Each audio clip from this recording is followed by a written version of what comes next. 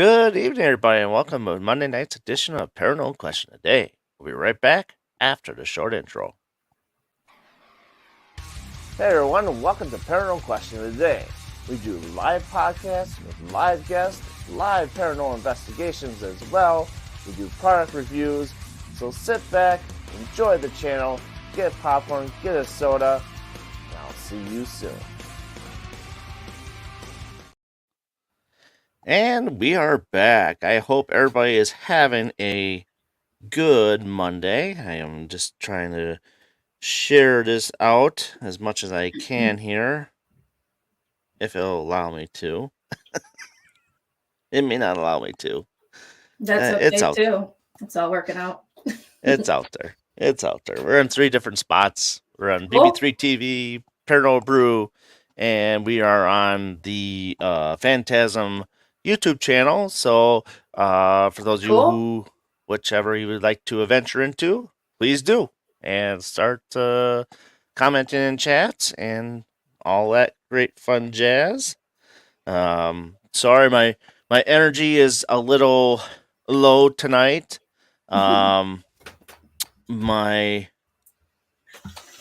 wife is actually in the hospital yet, so get rid of these tabs here. Hopefully they don't take me to YouTube. Come on here. God, I hate tabs. Other than that, so tonight's guest we have Cassie Polzin. How are you doing tonight? I am awesome. How are you? Doing good, doing good. Doing about the best I can do. Been up for 14 hours. Yeah, we are all on a ride right now, man. That's for sure. So keep trucking along, everyone. Yeah, yeah. I mean, Mondays are not my greatest days, but these Mondays are my show days, and so it's just one of those things that we gotta work through it and get the day going. And we have our first guest in the chat is Lori. Hey, Hi, Lori. Lori. It's awesome to So see you. Cool. absolutely, we'll have a few Well, more people pile in. I think it's so cool that you still stick with this and keep yourself moving along on the things that, are working for you or that you enjoy. So good for you on that. That's really cool. I gotta keep going. It's even though life can be rough, I still gotta push forward and do things and keep life moving forward. And and I like doing these because I like to have new people on that haven't seen you very much on YouTube or Facebook and get you out there. It's I feel it's a help to society for your businesses and stuff like that as well. So, but Well, I'm yeah, super awesome to be, or I'm super awesome to be here. It's awesome to be here. I'm really grateful for the experience. I was really excited when you first invited me. And so, yeah, this is great. Not sure where we're absolutely. going with the conversation, but I think that's the best place to be, actually. So it's going to Right, be good. right. So for the fine folks in chat or who are listening in the background, can you let them know who is Cassie Polzin and how you get to be where you are now today? Sure. So I'm Cassie. I'm from Rhythm Roots and Faith. I actually recently revamped my business into this, so it's spiritually based. So rhythm being that connection to music and to the rhythms of nature, roots being that connection to our literal like ancestral roots and the roots of the planet again, and then faith. So while we all have a different perception of what that feels like and what that looks like, faith is like the cornerstone, in my opinion, of like building a beautiful and joyous life. So we currently are teaching a class called Healing Through the Chakras using the energy of the archangels. My partner and I came together on building this. How we came together was really magical, actually. We both have addiction pasts, and we were kind of brought together very divinely.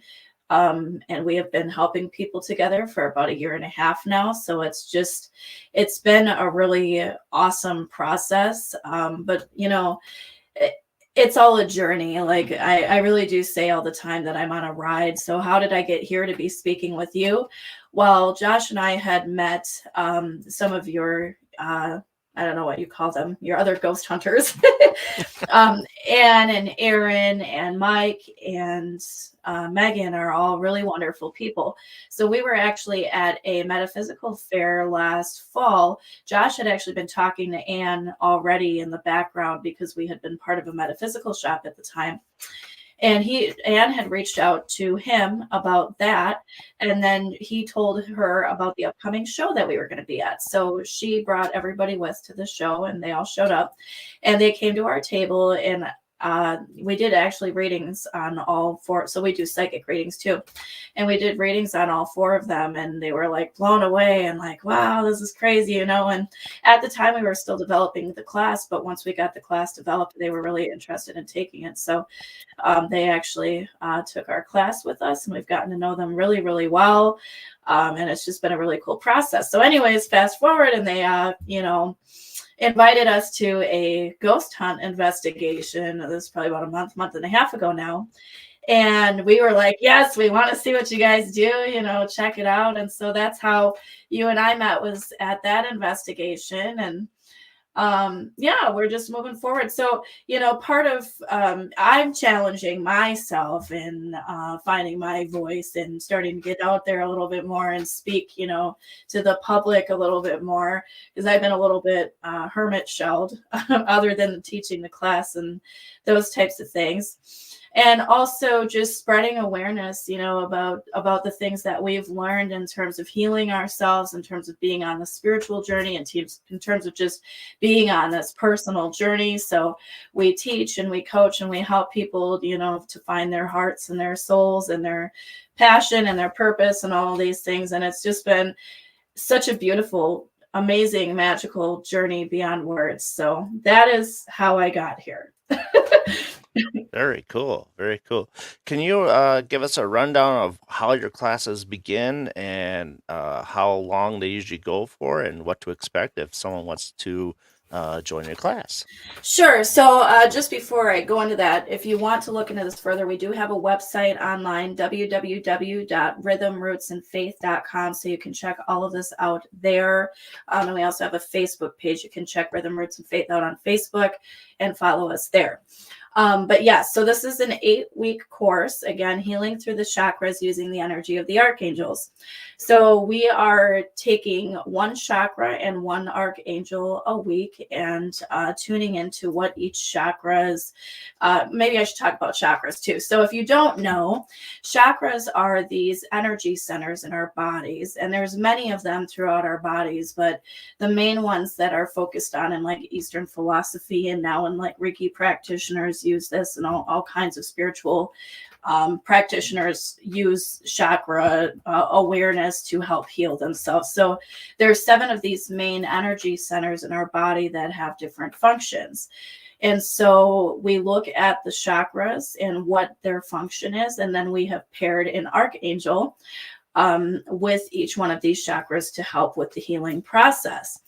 Now, it was really interesting how this came about, because we were actually on like a little mini vacation, and Josh just got this idea download out of nowhere. Like the angels were like, you need to do this. And he actually said no, because he was burnt out, and he's like, I don't want to do this. This is too much. We can't do this. Well, anyways, we ended up doing it together. They started knocking on my door too. So we just started building it. And as we were building it, we started going through the process of looking at, these energy centers and figuring out what our blocks were and what we needed to heal, and using the archangel energy. And I can't tell you how beautiful and amazing the process has been in terms of really rewiring my whole being, his whole being, and just being on this journey, just in building the class and now teaching it and watching other people go through the process as well. So it's an 8-week course. Each week we take a look at one chakra, one archangel. We do guided meditations and visualizations. It's a shamanic journey kind of format that I use. So I actually do the guided meditations. We have offered it in person, and we also do offer it by Zoom too. So we start at the heart chakra and we end at the heart chakra, because the goal that we are trying to teach is living a heart-centered life, because so many of us get, you know, caught up in the whirlwind of what society has created, this busy lifestyle, you know, and we're doing the things, we're making things happen, but are we really enjoying life? Are we really living our fullest, most authentic selves? So this process can help us to find, you know, a closer way to get to that and to follow that heart space. So it's really cool. Yeah. Very nice, very nice, and very well explained. Well, thank you. My dad. I know sometimes those are very hard to explain, and some people, you know, have to hear it over and over for it to really sink in. But that was very well explained. Um, so, what the healing part of stuff, what I should say, how many different varieties that you had to go through your healings? Like, is there different kinds of healings that you do, and versus like if someone's got like pain, drug addictions, or alcohol addictions type deal, maybe could be like I said, mind reset. How is that all? How do you do that? Determine as to what healing they need, and we'll go from there from after that. Sure. So healing is a very individual process, very individual. You know, we can utilize information that we've gathered based on the people that we've worked with, and also based on what we've discovered ourselves. We also have teachers in a community that we can lean on, you know, for extra support if we don't know something, because we're very open to saying, I don't know that, but I do know somebody who would know that, you know.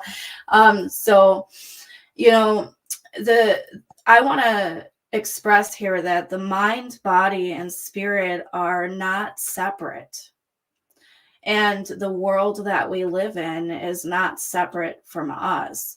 And so when we are experiencing illness, emotions, you know, sickness, injuries, all of these things, it's really all interconnected, and it's a very individual thing. So, you know, to give you an example, like for addiction in particular, addiction is this mechanism where we, for whatever reason, do not feel fulfilled, or we feel like we need to fill this like hole, you could say, within ourselves, right?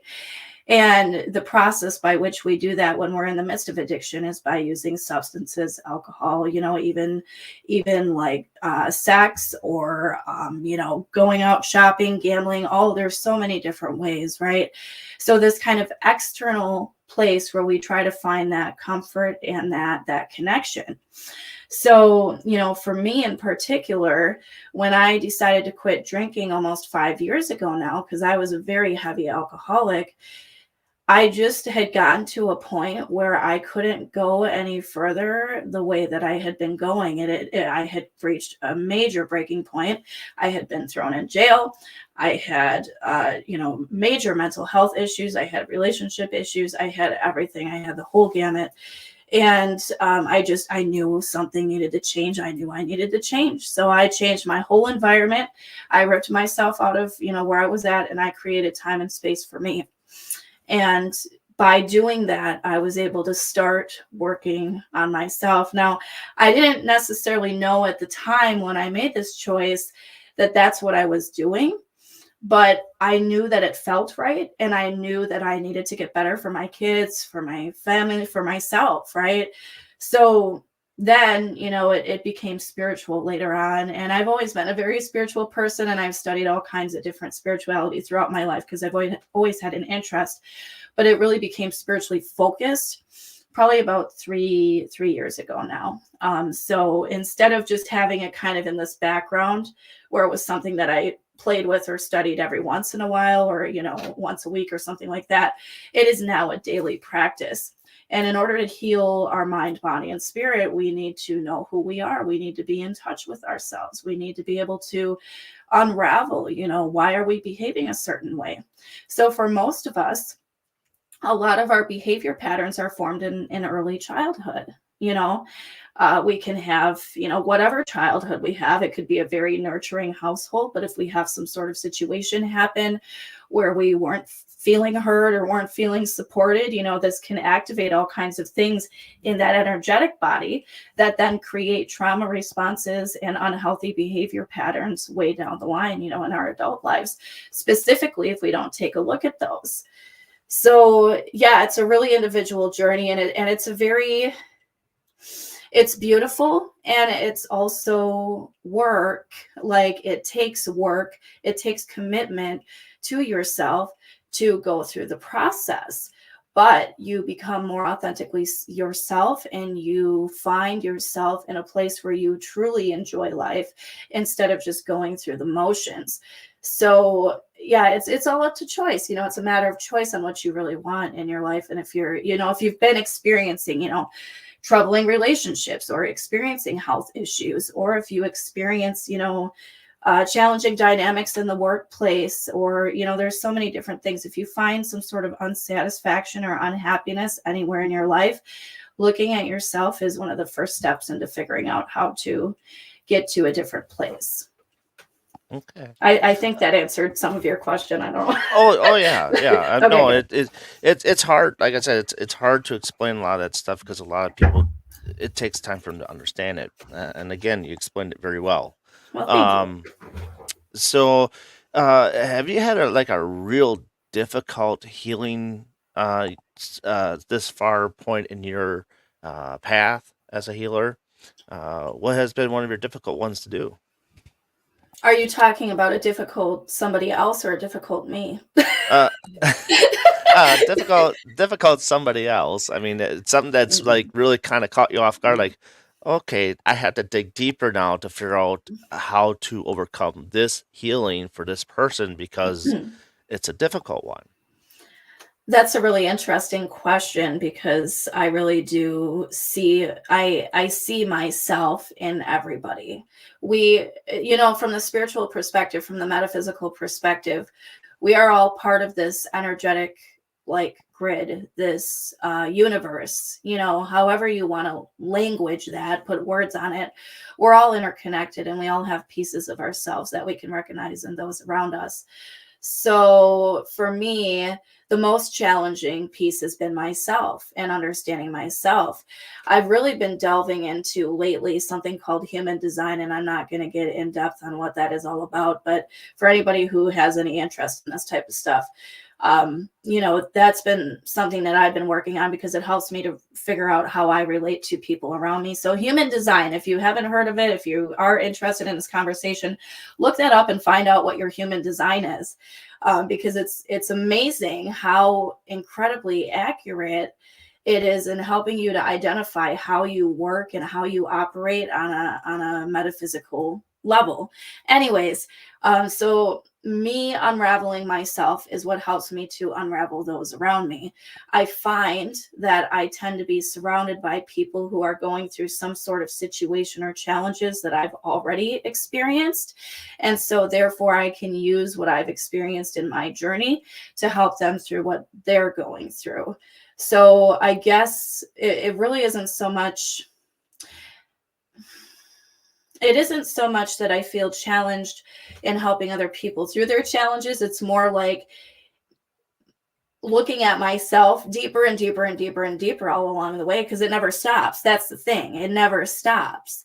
Once you start on the journey, it's like you really can't go back, or it doesn't make sense to go back.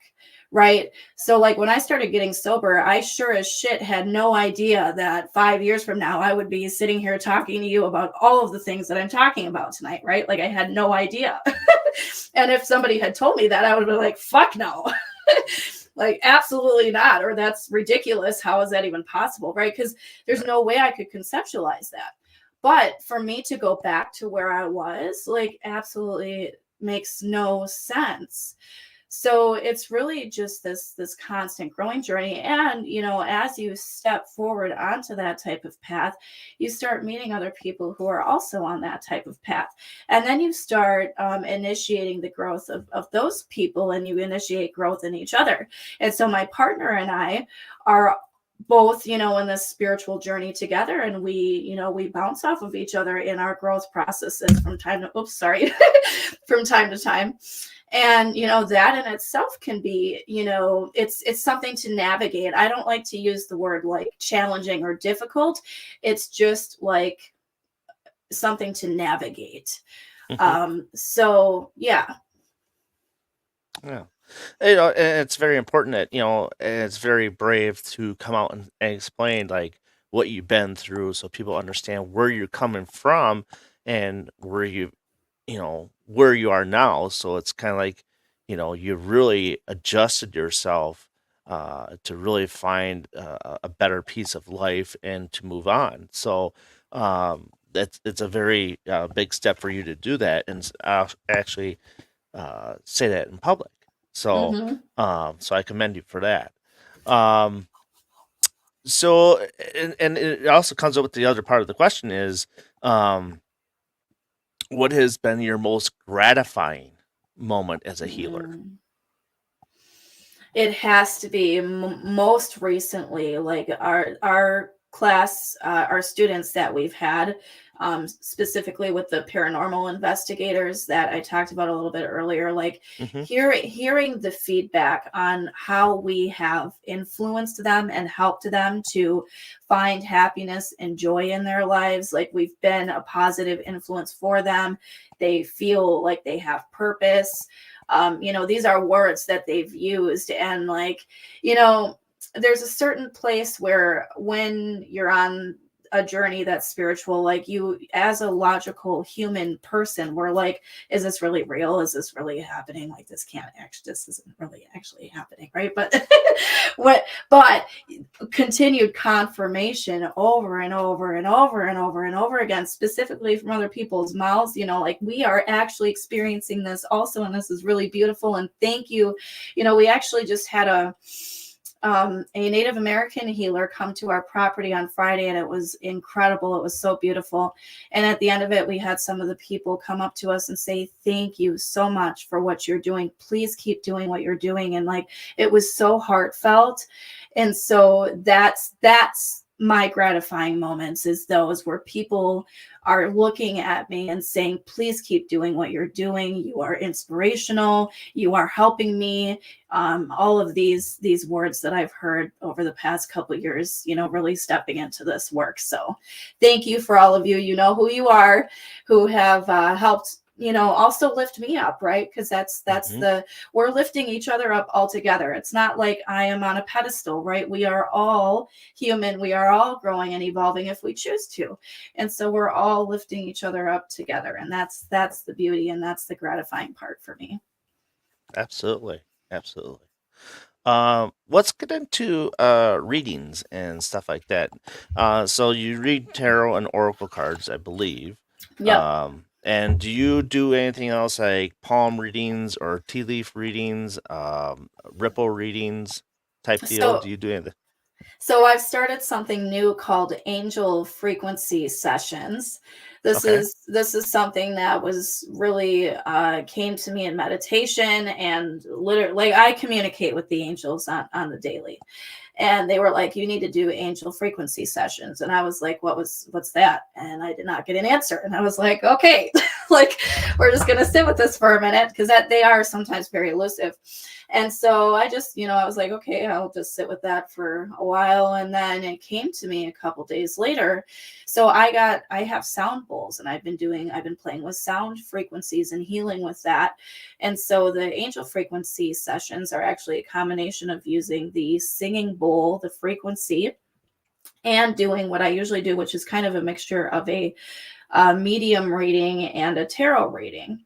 Hmm. So what happens is I'm channeling information from maybe past loved ones or higher self. I don't always know where the information's coming from, but I set an energetic container and I call on the spirit teams of those who are present in the reading, and I set very clear intentions for things only for the highest good to come through.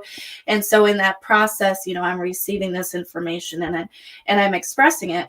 And then with the sound bowls too, like the frequencies, and there's something about it that just really sets it into the body and really lands it. And I'm really enjoying the process of doing that. So that's my newest modality. But yes, traditionally, I've been reading tarot cards for about 8 years now, but I didn't start reading for other people until, well, about 2.5 years ago now. So, but I do also sometimes get messages from like past loved ones or, other ethereal spirits too. It just really depends on who's sitting in front of me and what's going on at the time. So, Okay. Okay. Very interesting. And the sing bowls, they do make me fall asleep. yeah, that's good though. That's what you need.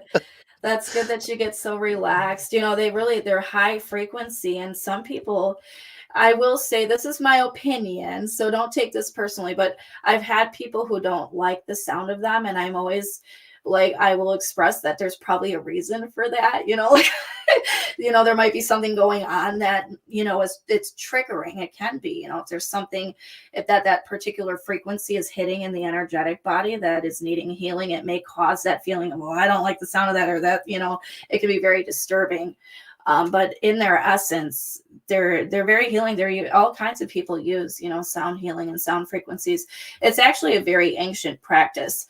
I haven't studied too much about, how ancient it is, but I do know, to a certain extent, ancient civilizations used sound healing. It was prevalent way back in ancient civilizations. So there's definitely some meat to that bone. Yeah, I find it more like so I know you guys did it at the museum, and going to like Paracons or expos or something like that when they're playing, that's where it kind of really intensifies me. Like, oh, I okay, I'm not digging this, so to speak. So Mhm. I think it's because there's so much stuff going on at the Paracon or expo that it really, you know, I think it messes with me a little bit. For sure, Um, that makes sense. Yeah. so, so with the tarot cards and oracle cards, do you have a preference of what you like using better? Do you feel it which is more straight on and an easier read for you? So for myself, I started with tarot for myself too. And tarot is the thing that really began my journey into diving into myself. So when I first started reading, I used tarot cards and I learned them that way just by tuning into them, meditating with them, doing various spreads and all of that. So for myself in the beginning, that was it.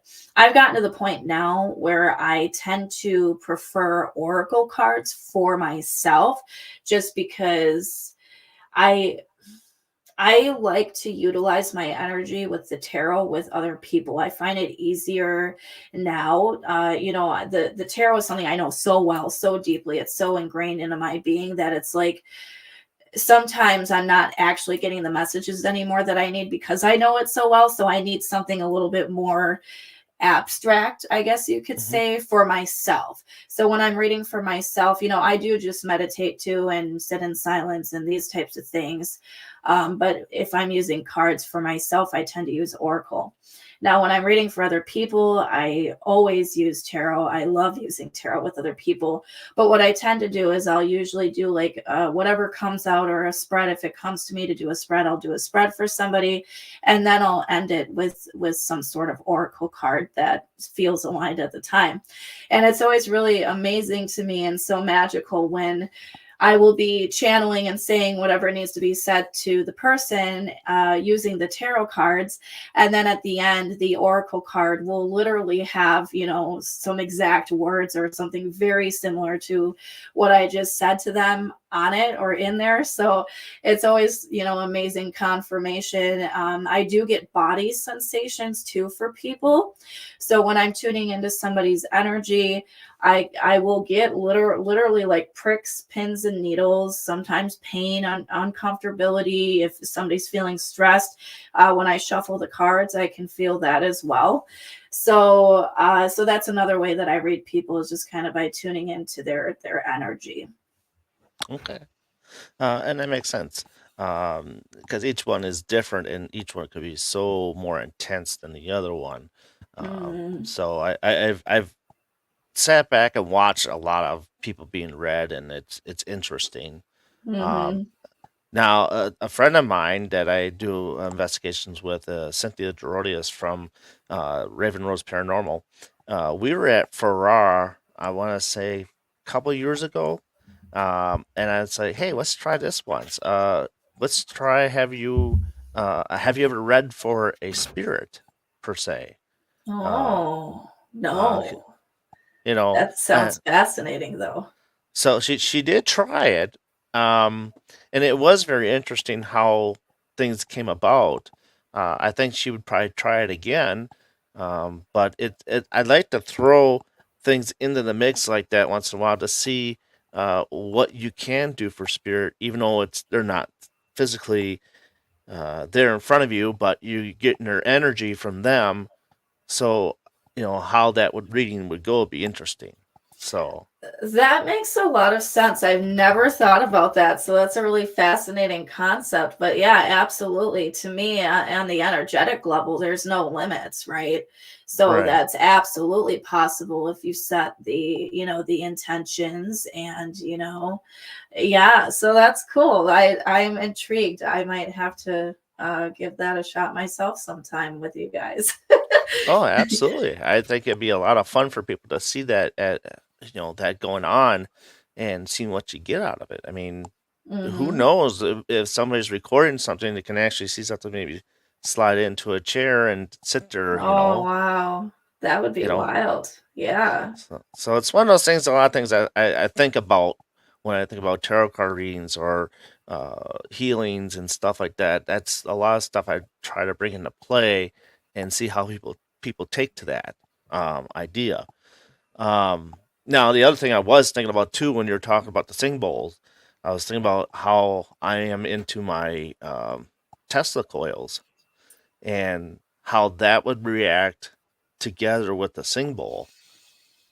I'm kind of curious how that Mm. would go because there's Yeah, both energy in that drawing to the space along with the sing bowl. for That's something that we could sure. try at some point. I think that'd be kind of cool. Yeah, I would love to see what that does. You know from hearing them that it affects your sensations in your body, Right. your mind, and your spirit. So yeah, it absolutely should do something with those too. That would be really interesting to see. Cool. We have some experiments coming up. Yeah, yeah. I just they just come right to my head as we're talking. It's like, huh, okay, let's throw this and see how it goes. That's usually how my brain works. That or That's else awesome. using sitting on the bathroom toilet and like, okay, this idea comes. How does it like? Not everybody can do that. And it's like, well, maybe I'm laying in bed reading a book, and that's where I get my ideas. Well, mine comes in all sorts of different areas, but That's great. Yep. um. So now you talk about past lives and past people. Uh, what are your thoughts and feelings on past lives? And do you believe that in our past life makes up as to who we are today versus what we were in our past life? Yes, so much yes, based on my personal experience. So, how do I describe this? I want to talk about this. I talk about everything from the energetic perspective, but if you think about it from like, imagine like this timeline. So imagine that you have a past life back here in, I don't know, like Europe, right? And you experience like maybe a death in this particular life, like maybe you were stabbed, okay? you may in this particular lifetime, for whatever reason, experience odd, abdomen pain, or you might actually have like this illness, right? So it could be, connected to that past life. I absolutely do believe in past lives, and I also believe in the concept that there are multiple dimensions and multiple realities all going on at once. And I do believe also with your guys' paranormal investigation, I wondered this actually last time we were there. I don't know if I talked to you about it, but how possible is it that maybe we're not necessarily experiencing just past spirits, but we were also experiencing maybe different dimensional pieces of people walking, floating along in this matrix or whatever you want to call it. Like, Hmm. so what if people are just passing through these various timelines and experiences too? So when you guys are picking up on things, how often is that, something else where it's maybe a different dimension or, something like that? So to get back to past lives, it is it is absolutely, in my experience, been prevalent. It has been something that's impacted me in the way of me discovering a couple of my past lives and realizing and learning why some particular scenarios played out the way they did in this life, and also leading me to a space where I can heal, those situations, those relationships, and that. So I do believe we carry, like, you can call it karma or whatever, traumas. We carry things, not only from this life, but from many other lives beyond us, or maybe, other pieces of ourselves that are floating along. I'm going to share a really interesting story with you because it just came to me. So last week, I was driving home from work, and I was behind this woman who was driving this Jeep. And all of a sudden, I noticed that she started going over the center line off to the left into the other oncoming traffic lane. And I'm like, is this really happening? Like, I'm just observing this happening. I was calm, but I'm like, this is, not going to probably be good, right? So she starts going into the other lane, and now she's in the other lane fully, and she's just going straight ahead. She's a little bit shaky. And there's a dump truck coming from the other direction and another truck behind that. And I'm watching this, and I'm like, is this seriously happening? Like, it was wild. And so she keeps going, and then all of a sudden the dump truck is able to like swerve over and just miss her. I'm not shitting. Like, it was so close. And then she goes into the ditch, for a minute, and I lost sight of her. And she ended up hitting a tree. And I watched this. I'm like, I just have to make sure she's okay. I just felt called to stop. We'll just call it that. So I pull over, I go over to the other side, and the two men in the other two trucks that were coming from the other way had already gotten out. And they went down to the Jeep, and she had smashed in the whole entire front of her Jeep. In this truck, her windshield was smashed, and they had opened up the car, and she was okay. All she had was a scratch on her arm. And she asked if she could get a ride, and she really seemed kind of out of it. And then I ended up being the one who called us into 911. And this whole time I'm like really calm. I'm just observing, and I'm not emotionally overtaken by this. I'm just like, this is a very interesting situation, and I'm just moving through it. Right. So I'm on the phone with 911, and they're asking me to check on her. So I get closer to her, and I'm observing her behavior, and like they asked me to have her sit down, and she's really not responsive. Like, she's there, but she's not there. She's really kind of out of it. And while I was on the phone with them, she actually passed out. She fell on the ground, and she was curled in a ball. And I'm like, okay, like I go over there, and I'm starting to shake her and wake her up. She's like, I'm fine, but she was not fine. So it turns out, Yeah. I don't know what she was under the influence of. But in any case, the reason I'm sharing this story is because I know 100% for sure that was me seeing sort of a past version of myself, because I had also gotten myself into a very similar situation during my drinking days. So on the one hand, and I feel for her, and I prayed, and hope for her that this is her wake up call, because that was sort of my wake up call, was having a situation like that. But then having this awareness of like, holy shit, like seriously, like this just happened. And like So that type of experience, I really believe that that was like me seeing a past version of myself and helping her to, hopefully find her ways. So I do believe that we can jump timelines, or that we can visit past lives, or even visit future lives. There's all kinds of schools of thought around that. I wouldn't recommend just doing it without any experience or knowledge as to what you might be doing, because if you're playing with that kind of stuff, it can be very dangerous and detrimental as well. So absolutely, if that's something you're interested in discovering and exploring, I would highly recommend finding somebody who has some experience in doing that sort of thing, other than just doing it on your own. But in any case, yes, it is absolutely possible, and I feel very real, at least in my experience. So Awesome. Awesome. Good story. yeah. Scary story, but Yeah. yeah. Yeah, so she Uh, was fine though. She was fine. She just needed to go and, detox, and hopefully she's going to find a new path now. So, New hobby. mhm. Um, hey, Amy, welcome to the show. Um, so and that probably also ties into reincarnation a little bit. What are your feelings and thoughts on reincarnation, and um, what do you feel like when you come back? What do you hope to be, an animal or something else, so to speak? So, yes, I believe in the circle of life. There's so many different concepts around this. I don't really think I'm necessarily locked down on one that I'm super 100% confident in.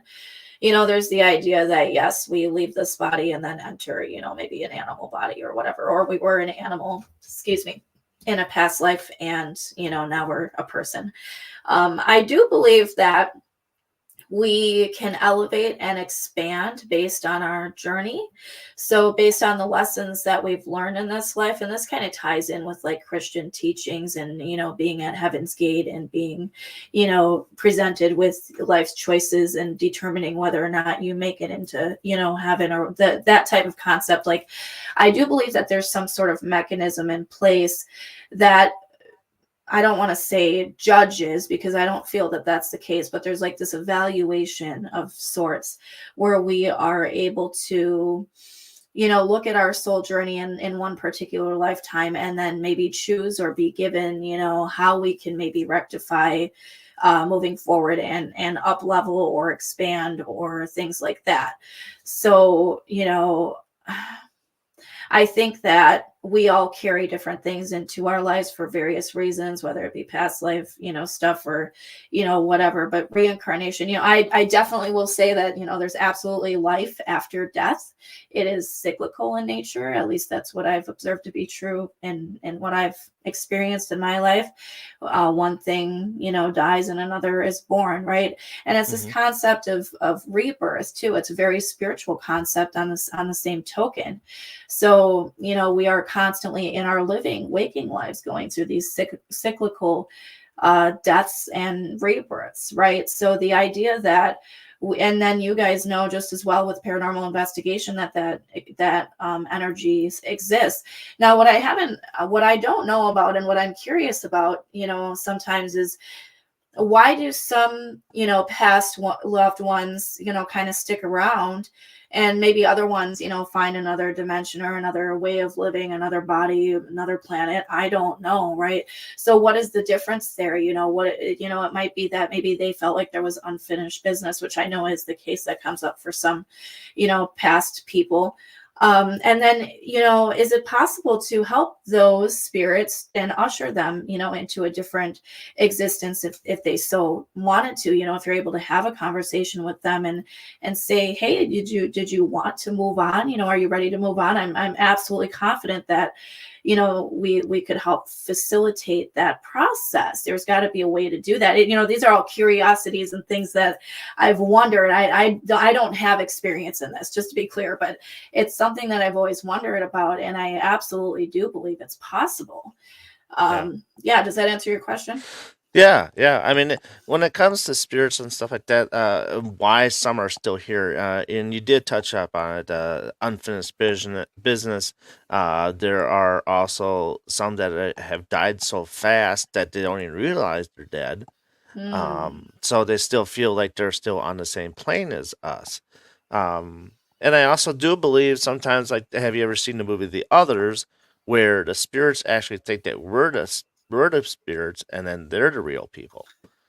Well, it's all a matter of perception. So who are we to Right, say, you know? right. I mean, it's a very interesting field, and there's a lot of curiosity, and that's what draws me in too. Is curiosity, experiments, see what works, see what doesn't work. See who's BSing and who's not BSing. That sort of thing. That's just the whole curiosity of the game, and we're all curious about it, but it's just a matter of getting that um, data, and that seeing the video footage or hearing that EVP you know type of deal going through. It excites us. So I think that paranormal investigation is one of the coolest ways to really prove that something beyond exists, right? Like, you have to experience something other than your physical reality to really believe in it. So, for anybody who hasn't experienced something like that, it's very difficult for the human mind to wrap around the concept. But once you've experienced something like that, whether it be hearing a voice or being at the paranormal investigations or having a psychic reading done and your reading is like really spot on, you're like, what is going on, like there has to be that initial like experience of, wow, this is actually happening. So I love that you guys do what you do and that you help to, share that awareness and your insights and what you're picking up on, because we do live in such a magical and amazing world. It is so much larger than what these eyes can see. absolutely, absolutely. Um, so there's imprinting and astral projecting type deals. Do you believe when people astral project in their dreams and they go outside their bodies that they're actually imprinting on other people and other situations? How do you feel about that and the difference between the two? Hmm. I think it's possible, absolutely. I've heard of dream walking and I've experienced it too with other people who can dream walk, where and this is a similar concept. So there are people who can actively leave their dreamscape and enter somebody else's dreamscape. So in that way, yes. Astral projection is a concept that's I'm not super strong in my knowledge of that, but what I will talk about is the dream world, which my dream world is very, very vivid. By the way, another way that you can really dive into what's going on inside of you and around you and with you is by analyzing your dreams. I've been doing this for a while now, and it's really given me a lot of insights. Anyways, so our dreams, specifically when we're paying attention to them, can become very, very vivid. There are people who will dream of like future events. I think there's somebody, maybe I met somebody at that investigation that we were at that can do this. So she sees future events and then they actually happen. So in that, she talked about fires specifically. I can't remember her name, but she'd see, a fire, or she'd get this inkling about a fire, and then she was able to share that. She could share that insight with somebody. So in that way, absolutely, that insight that we receive from the ethereal, which in my opinion, astral travel is really just that connection to the ethereal, being able to travel around in that realm, so and receiving insights from that realm. So yes, we can absolutely impact, our lives and other people's lives with that information, if that makes sense. Yeah, sure does. Absolutely. Um, let's get into hold on real quick here. Just I gotta check something here. Um, okay. Yeah, I was just checking my friend here. Um, let's get into paranormal stuff. Um, so have you had, I should say, what was your first paranormal experience? And at what age? Because there seems to be a lot of people have their age around the 7 or 8 year old mark. Some are in their teens. So what happened with yours, and how old, and what happened? So, my very first paranormal experience that I can identify was when I was in college at UW Whitewater. For those of you who don't know, Whitewater is a very, very spirit filled place. So, anyways, I was going to college there, and there's a particular building called the Center of the Arts there.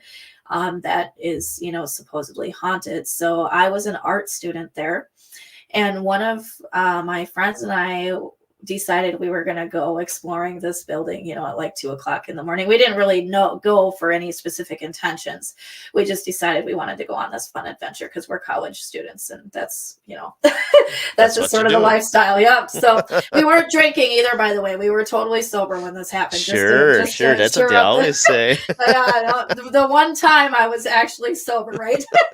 But I was. So, anyways, we go into the basement because we wanted to go into the dark and spooky area. And we get into the basement, and they had a bunch of these old, like box TVs on these racks down there. I don't know what they were there for, but in any case, they're there. And we're just kind of walking along. And I remember feeling, uncomfortable, but I think it was partly just the darkness and the excitement, but all of a sudden, one of these TVs turns on and it's just static. And we were like, what? And we all like ran the fuck out of there. So that was my first paranormal experience. And I will tell you, I hadn't had a lot after that, but my next one was actually several years later in my storefront that I had. I had antiques and collectibles, and I had this statue of like this dancer lady. There was a couple things that happened there actually, but on this particular occasion, I was cleaning the shop up. I was sweeping and doing this kind of stuff, and I had left the shop for just a few minutes. Nobody else was with me. I just Mhm. left for the shop for a few minutes, and then I came back in, and this particular statue was no longer on the shelf, but it was just sitting on the floor, and I'm just like, how? Like, I still to this day have no idea how that happened. And I also had this old transistor AM radio, like one of the ones from the 60s and 70s in there. And we used to play the radio. But I remember one night, I always turned it off when I was done, with the shop. I turned it off. I always made sure that happened. Well, one night I actually had an apartment right next to this. So I was sleeping, and all of a sudden I heard static. Shh. And then I heard the station change, and then I started hearing the voices. And, I get up, and obviously nobody's in there, but the thing turned on by itself. So, I had to go in and turn it off. And there was another situation with that particular, the same radio, where I was not the only one who experienced this. There was a group of about four of us, and the radio had been just playing music, and all of a sudden it stopped playing music, and there was these repeating words going on. It was like danger, kind of like what your guys's voice box things sound like when they start saying the words. It was just like repeating words, and it was going on for like 5 minutes, and we're all like, is this really happening? Like, what's going on? And we tried changing the station, and it didn't stop. So I unplugged the damn thing. I'm like, I don't know what's going on here, but so yeah, those are my top experiences with the paranormal. Okay. And then you were also at the Washara County Historical Museum, and what kind of stuff did you experience there that kind of woke things up a little with the paranormal?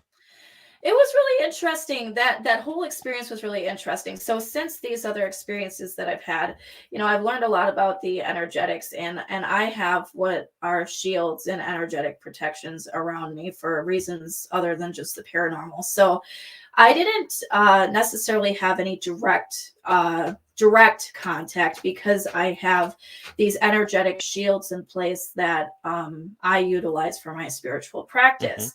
However, what I did experience is because I have this, whenever I would go into like a room where other people were having activity going on, all of a sudden when I would walk in there, the activity would stop. I think it was also because I'm a new new body and maybe the unfamiliarity with the spirits. Right. When I was reading for Lori, I don't know if she's still watching, but we did a reading for Lori that night. And we set the energetic container, we set the intentions, we did the prayer, all the stuff, and we get into doing the reading, and like nothing was coming. Like we were having a really hard time translating. Josh said he had seen like this vision of like a one of those old rocker horses, and I felt like I was being tugged like on my pants. And I'm like, I don't know, I think we need to like set, a bubble around us or something. And it Hmm. turned out that like one of the children there was like scared by what we were doing, because she was the first one we read. So the child was like, don't do that, don't touch my mommy, like. So there was that one too. But as far as during the investigation, most of what I experienced was that. I'm also not really always a night owl, so that was kind of a stretch for me to do that. And the later in the evening it got, the more interesting it was. When we went to the schoolhouse, though, that was cool to watch. There was a lot of activity going on there. I don't think you came with for that, No, but I did on that one. there was, they had set up one of the girls with the headphones. I Hmm. I don't remember what they do, but she was The having SS this. method, probably. I don't know, but she was having this conversation, and like she was essentially channeling one of the spirits and answering questions that somebody else was asking her. Hmm. So that was fun to watch. Yeah, a lot of things are fun to do. Like I said, we were talking about experiments earlier, and that's kind of where I come into play a lot more. Is I try to be more experimental, go outside the box, think outside the box, do different things. What So I guess you could call me a little bit unorthodox, a little bit. I think that's Um, great. That's what we need in the world. it's mainly because you see a lot of the same stuff all the time, and it kind of gets boring after a while. So it's like we need to spice things up and do something different, a little bit out of the norm. Um, so that's kind of a lot of stuff I like to do, and go old school once in a while too. If I can go old school, I will go old school. Um, but other than that, the other question I have is, okay, so there's cemetery walks and then there's graveyard walks. Uh, have you done both, and what do you find different between the two?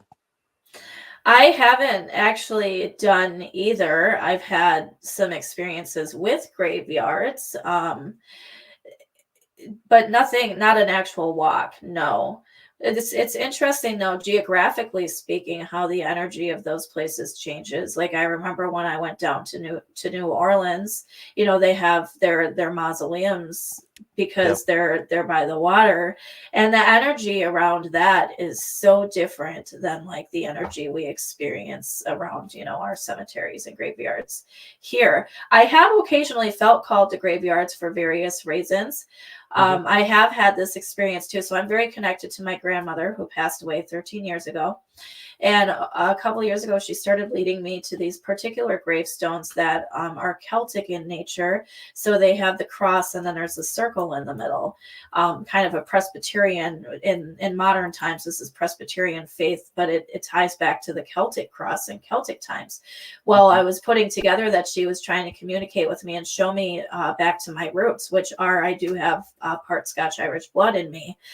So I had that experience where I was led to the graveyard, by her, and seeing that there. And I have occasionally also seen, I don't see spirits very often at all, like hardly ever. However, I've had several situations where I've driven past, you know, graveyards or cemeteries, and I'll see, something standing there. But as far as with your question, I don't have any direct experience with the walks. No. Okay. I'll have to get you on a walk once and see how that goes. That sounds amazing. I've always wanted to. I just never have. So yes, let's do that. I'm down. Oshkosh has got a big cemetery, Riverside Cemetery, which is supposedly supposed to be haunted, along with a path behind it is haunted. The one in Whitewater is as well. So there's something what they I don't remember where I learned this or who I heard this from, but I know it's very real. There's like this triangle. And do you know Yep. about this? Okay. Yep. Yep. Yeah, So because there's a that school of witches there. yeah, it's Yeah. crazy stuff. I had no idea really how real this stuff was until after I left later, and I went and this actually is the cemetery I saw this cross in was at Whitewater Cemetery. I went and visited it like a year or two ago to just go be in it with my new awareness, and see what was Hmm. going on and just experience it. But yeah, that town and that particular energy grid or whatever you want to call it, there's absolutely some very real stuff going on there. Like I said, that basement of that building that I was in, there's a point on the campus that is one of the triangular points, and then there's that water tower thing, and then there's the graveyard. So yeah, that if you haven't ever checked that out and you're an investigator, I would highly recommend going there. It's cool stuff. I've been trying to get out there. Been trying to get out there. Haven't been able to muster anybody that wants to go yet, but I been will trying. totally go. I will totally go. If you go, I would love to go on that one because I know there's stuff going on there for sure. Yeah, It's very intriguing. I learned about it about a couple years ago, and I'm like, oh, this is interesting because it this is something you is. don't hear too much about in Wisconsin because they kind of want to keep that Hush stuff kind of hush. hush Yep. hush. Yep. Um, Nope. It's mostly like fun talk around the campus. Like it seemed kind of like a joke. I didn't really believe it. I don't think a lot of people do, but absolutely at this point in my life, there's no doubt in my mind, especially with what I experienced in the basement. And it's funny because even what I experienced in the basement wasn't enough for me to be like, well, this is probably happening. Like it was just like, well, that was weird. I don't want to do that again. right. So but I Oh, was I hear like, that. 18, so, there's that too. Well, your mind was just starting to open up a little bit. Right, exactly. Yep. But yeah, definitely. Maybe we can work something out with the Phantasm and you guys, and we can do a cemetery walk here in town, maybe. Cool. Because it's a big cemetery. There's two halves. There's one by the lake, and then there's one across, Oh, yeah, cool. from the lake. I'm always intrigued because I was, like I said, that one's full of shadow people. Um, the whitewash trail is what they call it. That goes from Oshkosh to Appleton. That whole thing, I Mm. guess, is supposed to be super haunted. So There is a graveyard by Appleton that, because I do occasionally feel called the graveyards. There's one in Appleton, I want to say, that I went to. There was this place where they were maybe doing, I can't remember for sure, but there was this particular place we were looking it up online, and that people do rituals at around this particular gravestone of this woman or something. I don't remember too oh, much is it the around it. Cape Blood one? That Yeah, it's that one. That's Yeah, the one. Yep. that's the Riverside Cemetery in Appleton. Yeah, they actually what they do is they move that headstone from time to time. Oh yeah. Yeah, Why? they because it's been vandalized and Mm. people they just want to hide it so people don't find it because of that very very very reason. And the thing is about that whole story is that it's not even true. Oh really? That's funny. Yeah, That's because funny. she was never even a witch, and she actually died before her husband did. Oh wow. Well, imagine S- that. That's sometimes how it goes too, huh? Yeah, yeah. I mean, it's urban legends, and that's what the Right. thing is I love urban legends because I think that's a good separation from paranormal stuff to do urban legend stuff because that's when you really break out into the field a little bit more. I love Um, that. I love that you're willing to investigate and explore what's real and what's not instead of just taking it at face value. That's amazing. So yeah, very cool. me and Mike and Danielle went there one time and just tried to find it. We couldn't find it. So Huh. and he was puzzled, like, well, it was right here, but now where's it? So uh, it was interesting. That's S- cool. That's really So cool. so what you got coming up? Well, just on the journey. We are in the midst of one class right now. We'll be finishing that up in the middle of July. We are marketing to start another class by the end of June with the healing through the chakras using the energy of the archangels. So if that did intrigue you or interest you at all, go check that out on our website, www.rhythmrootsandfaith.com. Other than that, we are really just, moving fast in this direction that we aren't entirely sure where it's going, to be fully honest with you.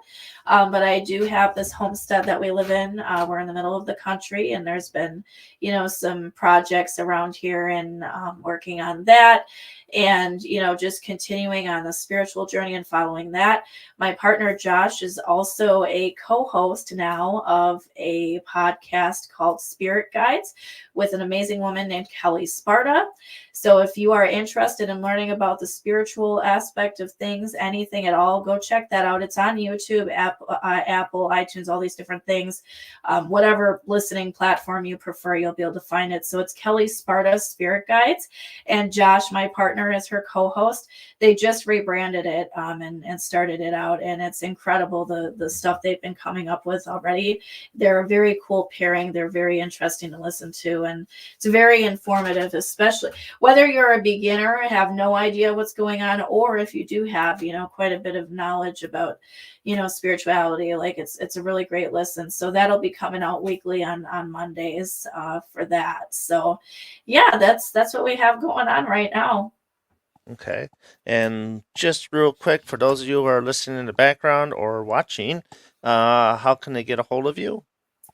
So yes, check out our website, www.rhythmrootsandfaith.com. You can find us on Facebook.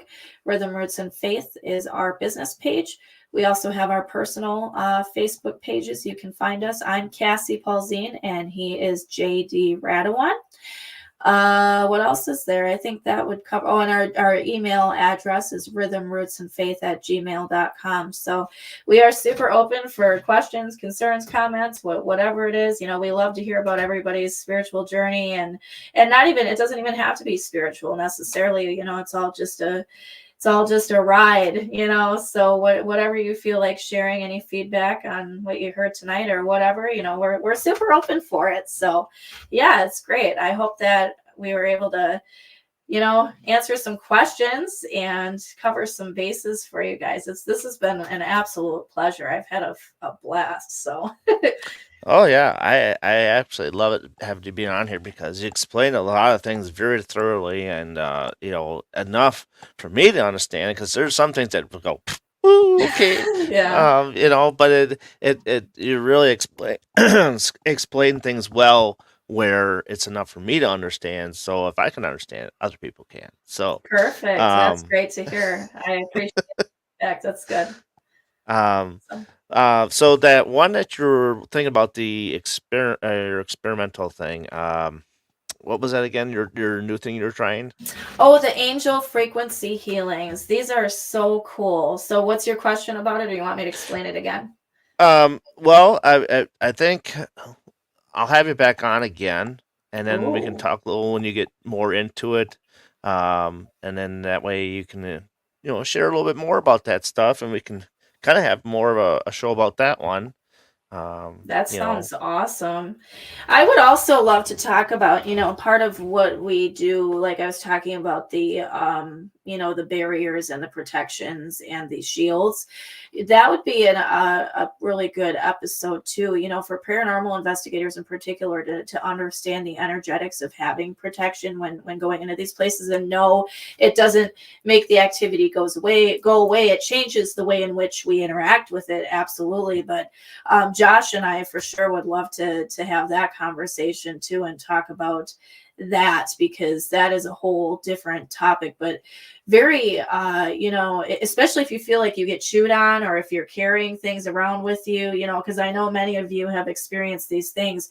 It can help reduce those effects and protect your mental and emotional and spiritual well-being. So yeah, those sound like some awesome episodes to have coming up. I'd be super up for that. absolutely. So we'll get those planned out. Thanks again, Cassie, for being on tonight. Wonderful to have you on. And remember, you guys are watching the Paranormal Brew and BB3 TV networks. Also, the Phantasm Paranormal page, which is Phantasm WIS, if you want to go to that. Subscribe, like, and share. Always greatly appreciate that. And tomorrow night, I'll be on with Dom with BB3 TV with his guest. So tune into that one around 6 o'clock p.m. Central Standard Time for that one, 7 Eastern. And with that, Cassie, I'm Darren. I bid you adieu. So long, everybody. Bye, guys.